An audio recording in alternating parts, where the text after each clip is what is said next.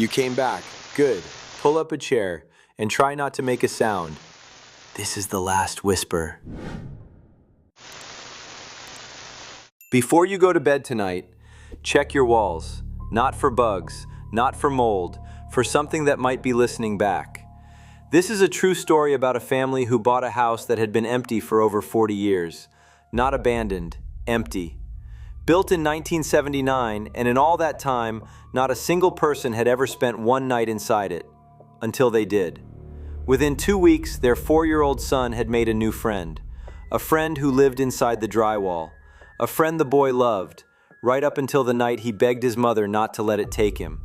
Stay till the end, because what the contractors found behind that bedroom wall made national news. And it's the reason this family still can't look at a mirror the same way again. In the fall of 2019, a young family named the Marsh family, Nathaniel, his wife Claire, and their 4-year-old son Eli, moved into a 2-story colonial on a quiet cul-de-sac outside Portland, Maine. The house had been built in 1979 as part of a small development, and for reasons nobody could quite explain, it had simply never sold. 41 years. 4 different owners on paper, 3 foreclosures, and not one of them had ever actually moved a bed frame through the front door. The realtor called it a quirk of the market. Nathaniel would later come to believe it was something closer to a warning that nobody had bothered to read. The inspection came back clean. New wiring, solid foundation, no pests, no water damage. On paper, it was the safest house on the street. And for the first few days, it felt like it too. Quiet, comfortable, the kind of stillness you'd expect from a house that had simply been waiting for the right family to fill it. That stillness didn't last.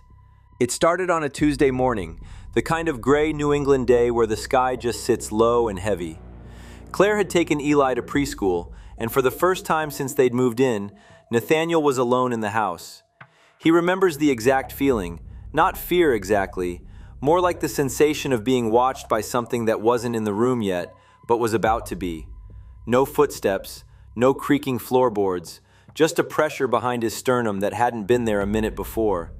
He turned up the radio to drown it out. It didn't help. He found himself walking room to room, checking closets he'd already checked, telling himself it was just new house nerves. By the time Claire's car pulled into the driveway 40 minutes later, the feeling had vanished so completely, it was almost as if it had never happened. The next day, Claire called him twice during the school run. Small talk, nothing urgent, but her voice had that particular tightness people get when they're trying to sound casual about something that scared them.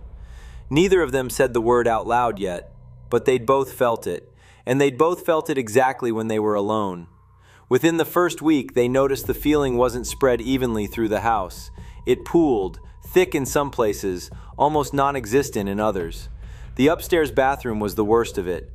So was the narrow hallway connecting the kitchen to the living room.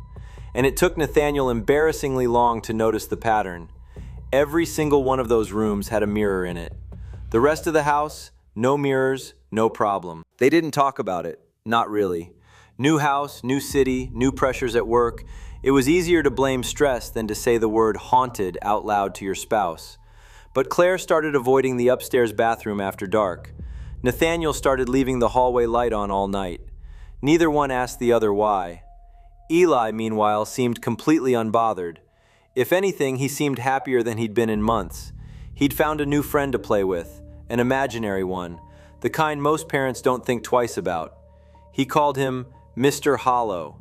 Cute name, they thought. Kids that age invent whole universes. This was just Eli's. Then came the night that changed everything about how they saw that friendship. Nathaniel had come home late from work to find Claire waiting up for him in the living room, and something in the air the moment he walked through the door felt wrong in a way he couldn't name.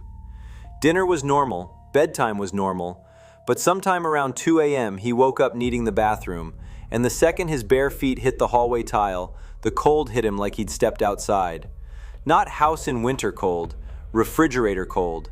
He caught his own reflection in the bathroom mirror and could have sworn, just for a fraction of a second, that the movement in the glass didn't quite match his own. He told himself it was sleep in his eyes. He told himself that 3 more times over the following week, Each time the delay in the mirror got a half-second longer. By this point, both of them were quietly falling apart, and neither wanted to admit it. So Nathaniel did what plenty of skeptics do when they've run out of rational explanations. He called a woman a coworker had once mentioned, an elderly Korean woman named Mrs. Yoon, who'd apparently been doing house clearings in the area for decades. She showed up on a school day, small and frail, walking with a cane, and asked to simply walk the house alone. 15 minutes later, she came downstairs smiling, and then, mid-sentence, she stopped.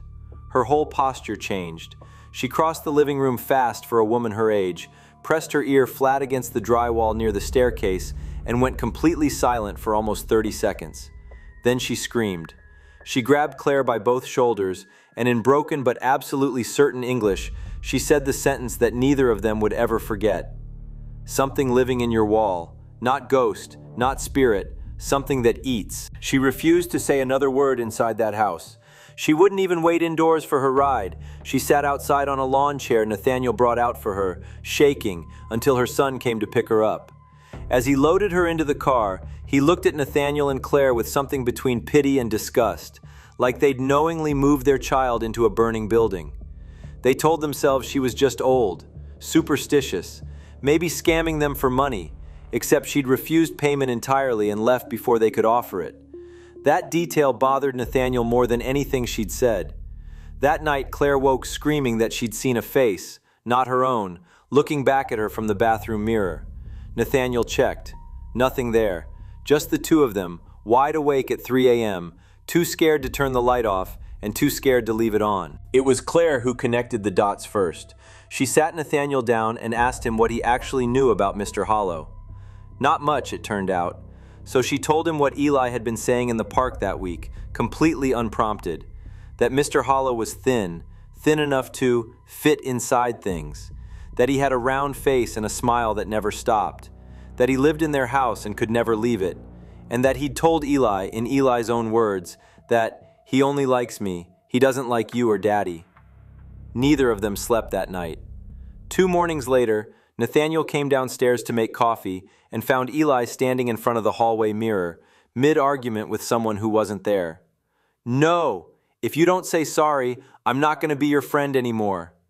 Then, seconds later, tears streaming down his face. "I don't want to go with you, stop asking." Nathaniel picked him up mid-sentence and carried him away from that mirror so fast he nearly tripped on the stairs. When Claire asked what was wrong, Eli said it plainly, the way kids say the most horrifying things without understanding the weight of them. "Mr. Hollow wants me to come live inside the wall with him. I told him no." That was the day Nathaniel stood in the middle of his own living room and screamed at an empty house to show itself. Nothing answered. Of course nothing answered. They talked about leaving that week, but then nothing happened. Days passed. A week. 2 weeks. No cold spots, no mirrors, no whispered arguments. Eli stopped mentioning Mr. Hollow entirely, like a kid outgrowing a stage. They let themselves believe it was over. They almost convinced themselves the whole thing had been stress, sleep deprivation, an old woman's superstition rubbing off on an imaginative toddler. Then, the mold showed up. Circular yellow-brown patches, roughly the size of dinner plates, bloomed across 3 different interior walls almost overnight, each one giving off a smell like wet rot and something underneath that. They called in a remediation contractor, a blunt, no-nonsense guy who'd clearly seen every kind of water damage a house could produce. While he worked, the family drove to Claire's parents' place for the evening, glad to be out of the house for a few hours. They got the call around 8 that night. The contractor's voice was different, tight, told them to come home immediately and to not bring Eli inside. When they pulled up, there were 3 patrol cars in the driveway. A police officer stopped them at the end of the walkway and told them, as gently as a man his size could manage, that they were not suspects, but that what had been found behind their walls was not something either of them should see without preparation. Nathaniel went in alone. Officers in masks were carrying small evidence bags out through the front door. The contractor was sitting on the porch steps, coffee untouched in his hands, staring at nothing. Behind each of the 3 mold patches, cut into hidden wall cavities that hadn't shown up on any blueprint, investigators found small sets of human remains, children, estimated between the ages of 2 and 5, in various states of decomposition consistent with disappearances stretching back over 3 decades. Cold cases. Missing children from 3 different counties who'd never been connected to each other, and never connected to a house that, according to every record, had never had a single occupant in over 40 years. Nathaniel doesn't remember much after that. He remembers collapsing. He remembers waking up at Claire's parents' house at 2 in the morning to a detective waiting to speak with him, choosing his words with obvious care, telling him that the remains predated the family's ownership by decades, that they were not in any way considered suspects. That didn't make it easier to hear. The family moved out within the month. They never told Eli what was found in the walls of his old bedroom, and he stopped talking about his imaginary friend almost the moment they left. Whatever Mr. Hollow was, he apparently didn't follow them. There's one more piece to this. About a week after the remains were discovered, the mold contractor asked to meet Nathaniel privately. He said he had something he needed to show someone because he couldn't carry it alone anymore. On his phone was a photo he'd taken of the hallway mirror on the day he'd first inspected the wall cavities, a photo he swore he had no memory of actually taking. In the bottom corner of that mirror, barely visible through the grain of a cheap phone camera, was a face, pale, wide, thin-lipped mouth stretched into something that wasn't quite a smile and wasn't quite anything else. No nose, no hair, eyes too wide, too black, and locked directly on the camera, as if it had known exactly when the photo would be taken. The contractor didn't say much else. He just wanted someone else to know it existed. Then he asked Nathaniel never to contact him again. Whatever lived behind those walls for over 40 years, feeding, waiting, occasionally reaching out to a lonely 4-year-old who just wanted a friend, it's still out there. The house was never resold. It sits empty again, right back where it started. Only now everyone in town knows exactly why nobody ever wanted to live in it in the first place. So here's where this leaves you. A house that sat empty for 41 years wasn't empty at all. Something was already living there, long before anyone signed a deed, patient enough to wait decades for a child small enough, trusting enough, to invite it out from behind the drywall. Which raises the only question that actually matters here. If something has been living quietly inside the walls of your own home, behind the drywall you've never once opened, in the space you've never once checked, how would you even know?